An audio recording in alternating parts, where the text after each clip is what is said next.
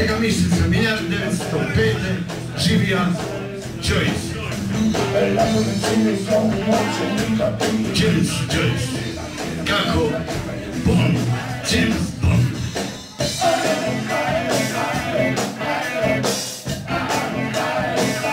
Senjor Joyce je u Pulu došao s 23 lita i trbuhom za kruh.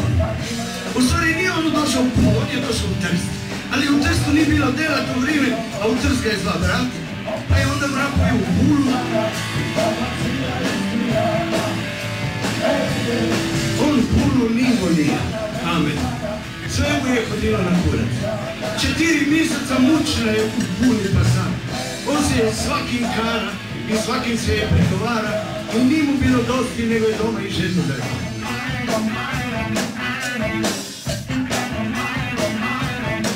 Signor Joyce je volija oštarije, ali nije volija ljude oštarije, a Boga mi nanke ljudi nisu volili njega.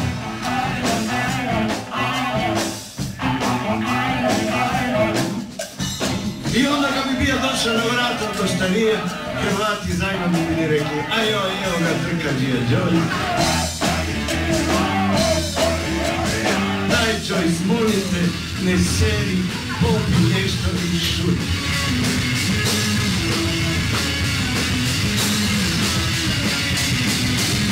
Prokleti Hrvati, i još ćete vi za mene čuti.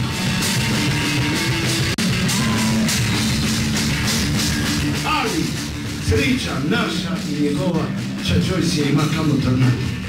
Kada je u Puli ustao, jedan pijanac više. A svitu, to manje.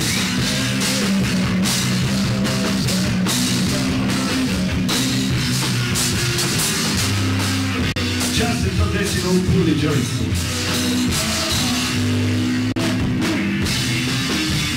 Argonauti, Histri, Iliri, Liburni, Etruski, Langobardi, Kelti, Romani, Normani, Hrvati, Slovenci. Če nije dosta za popizdi.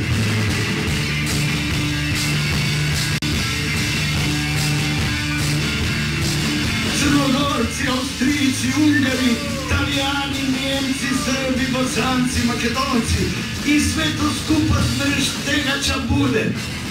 Pa sigurno da ćeš napisati ulic.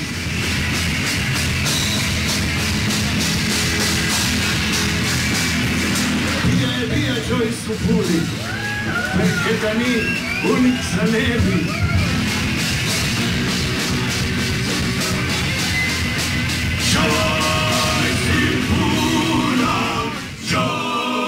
Simpura, Joyce, James Joyce, ime oca svime.